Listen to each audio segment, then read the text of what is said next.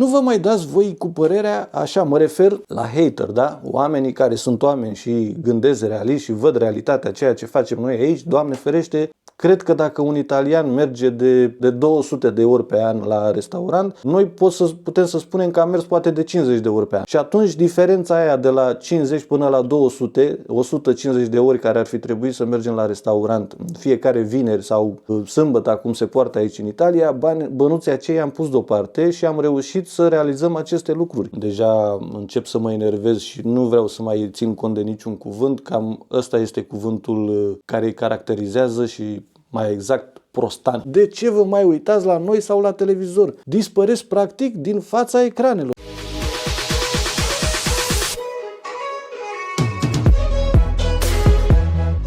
Salutare dragilor și bine ați venit la un nou video. Astăzi sunt singur și pus aici la birou. Sunt un pic nervos din cauza ceea ce se întâmplă pe canalul meu de YouTube de la un timp de vreme încoace. Au început să apară fel și fel de netrebnici, ca să le spun așa, că nu mai deja încep să mă enervez și nu vreau să mai țin cont de niciun cuvânt. Cam ăsta este cuvântul care îi caracterizează și mai exact prostani. Că altfel nu pot să-i numesc, inculți, ofticați și ce să mai zic eu, ar fi prea multă jignire să încep să înșirui atâtea cuvinte rele asupra lor, dar oricum le merită din plin la ceea ce am văzut în comentarii, mai ales la ultimele 2-3 clipuri de pe canalul nostru de YouTube. În primul rând vreau să vă spun că dacă eu sunt pe acest canal de YouTube, nu cer nimic nimănui. Nimic, absolut. Nu v-am pus niciun card de un cont de Revolut. Nu v-am cerut, am nevoie să fac un lucru și am nevoie de o sumă de bani dacă se strânge sau ceva de genul. Alte beneficii nu cred că v-am cerut niciodată, nu v-am forțat. Singurul lucru care am spus și o spun mereu, pentru că este nevoie, că de aceea facem și noi YouTube să creștem, să vă abonați la canal și să puneți un like, atâta tot. Restul, tot ce fac eu aici pe YouTube, este doar YouTube, e social media, ca să înțelegeți. Nu este nimic cerșetorie, ca să nu mai scrieți în comentarii că du-te la muncă, lăsați internetul. Băi, oameni buni, eu am un loc de muncă din care trăiesc, din care mă întrețin. Soția mea are un loc de muncă din care trăim, ne întreținem și ne facem tot ce putem noi cu 4 mâini, că nu suntem doar 2 mâini, suntem 4 în total. Tot ce avem noi și tot ce vă arătăm aici pe YouTube este făcut cu forțe proprii, nu ne-a dat nimeni degeaba, nu am câștigat bani din internet, nu am câștigat bani din online, nu am câștigat bani din YouTube. Tot ce vedeți voi, tot ce vă arătăm noi este doar cu mâinile noastre făcut, cu spatele nostru, pe munca noastră. Trecem la partea a doua. Nu o luați ca o laudă tot ce vă arătăm noi aici pe YouTube, pentru că asta înseamnă internet, asta înseamnă YouTube. Alți oameni își arată cum își construiesc case, alți oameni își arată vacanțele, alți oameni fac travel. Fiecare își arată ce vrea aici pe YouTube. Iar dacă eu arăt ce vreau eu pe YouTube aici, asta nu înseamnă ca o laudă. Asta înseamnă să arăți în online. De exemplu, la știri, până să apară internetul și online-ul. Vă dădea că cutare vedetă, că nu-mi vine acum în cap să dau un nume, și-a luat nu știu ce mașină. Dorian Popa, să zicem, acum 7 ani, 8 ani de zile, când s-a apucat de YouTube, va arăta nu numai el pe canalul lui, dar și la televizor cum își construiește el casa, câți bani a băgat el în casă. De ce vă uitați la televizor, oameni buni, dacă vi se pare o laudă? Nu vă mai uitați nici la televiziune atunci, nici la televizor. Dacă în online noi ne lăudăm, ăia la televizor se laudă sau cum o considerați voi. De ce vă mai uitați la noi sau la televizor? Dispăreți practic din fața ecranelor, da? Dacă nu vă convine. Luați-o ca atare, v-am mai spus, nu este o laudă. Altceva, să vină cineva aici în comentarii, care mă cunoaște în viața reală, că am destui colegi, am destui prieteni, care să le spun așa, cunoștințe, care mă cunosc destul de bine, de câte ori ne-am întâlnit undeva pe stradă și eu am început să spun că vai ce casă mi-am luat, vai ce mașină mi-am luat, vai știi că am făcut aia, vai știi că mi-am făcut gardul la casă sau nu știu ce mi-am făcut am renovat acoperiș. Niciodată, fraților, da? Aici pe YouTube arătăm ceea ce facem în viața de zi cu zi. Dacă îmi cumpăr o casă, normal că trebuie să povestesc cum am cumpărat-o, cât a costat.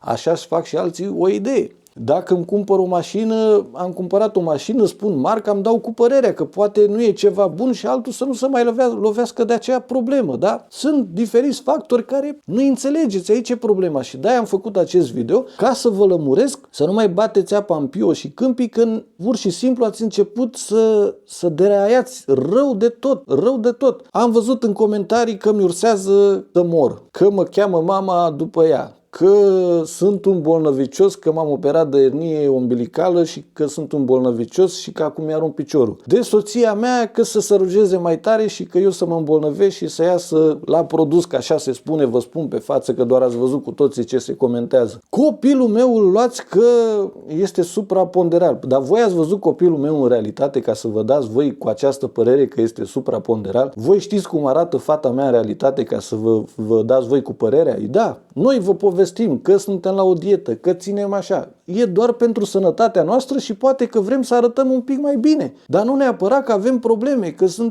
că murim, că slăbim, că suntem prea grași sau nu, fraților, vreți să vă arăt că am o mână ca orice om normal, o cuprind așa cu toate degetele. Că să vede în camere că apărăm mai gras sau că mai este altceva, dar realitatea, uitați-vă la mâinile mele, da? Le cuprind cu degetele, da? Îmi cuprind încheietura mâinii. Nu vă mai dați voi cu părerea, așa mă refer la hater, da? Oamenii care sunt oameni și gândesc realist și văd realitatea, ceea ce facem noi aici, Doamne ferește, n-am nicio treabă cu ei și le mulțumesc că sunt alături de noi. Dar acei hateri care vin și te fac în toate felurile, nu înțeleg cum vă permiteți. Și eu merg pe alte canale de YouTube și eu vizionez alte canale de YouTube și merg acolo și comentez. Dar chiar dacă nu-mi convine ceva, comentez cu ceva constructiv și real. Nici de cum să-i ursez acelui om că e bolnăvicios sau să moară sau să aleagă praful sau ce am mai văzut că, deci, pur și simplu rămâi un pic blocat de ceea ce vezi și ce auzi, ce poate să le iasă pe gură.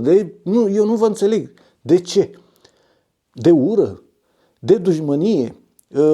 Eu știu că realitatea e grea aici în străinătate, mai ales în Italia. Sunt mulți români, nu fac referire la nimeni, dar sunt mulți români care sunt de 20 de ani aici și nu au realizat mare lucruri. Dar de ce? Pentru că mulți au preferat să le placă viața, să se distreze. Mulți au investit doar în România și aici au stat într-o chirie și nu i-a interesat să-și cumpere o casă. Dar asta nu înseamnă că trebuie să aruncați cu noroi în mine sau în alții care au reușit la fel ca mine. Da? Pentru că eu consider că am reușit ce am făcut eu aici în Italia. Cu toate că acum din nou să vi se pare o laudă, dar pentru mine este o reușită. Mai m-a întrebat cineva, o urmăritoare de-a noastră, de foarte mult timp aici pe canal și mai exact se numește Angela, care îi mulțumim că este mereu alături de noi și ne vizionează clipurile. M-a întrebat să răspund sincer dacă realizam în România ceea ce am realizat în acești ani în Italia. Și am răspuns respicat că niciodată, pentru că ăsta este adevărul. De aceea am și plecat, că nu puteam, nu dădeam înainte în România, da? Pur și simplu am mai făcut un video la început de ce am plecat din România și am spus clar și respicat că nu reușeam decât să trăiesc și mare lucru nu făceam, că mă duceam de 2 zile, 3 zile la mare pe an în România și cam atât. Restul nu realizam nimic în afară de viața de zi cu zi, să trăiesc. Tot timpul am spus adevărul, tot timpul v-am arătat calea dreaptă ce să urmați pe aici prin Italia când veniți, mai ales cei la început, cei vechi știți, dar sunt și din categoria celor vechi de 20 de ani aici care multe lucruri nu le știți, că nu le știm niciunul, nu ne-am născut învățați. Toți le luăm pe rând, așa treptat, da? Poate le-ați auzit de la mine, poate eu aud de la altul. Așa se face în viață. Dar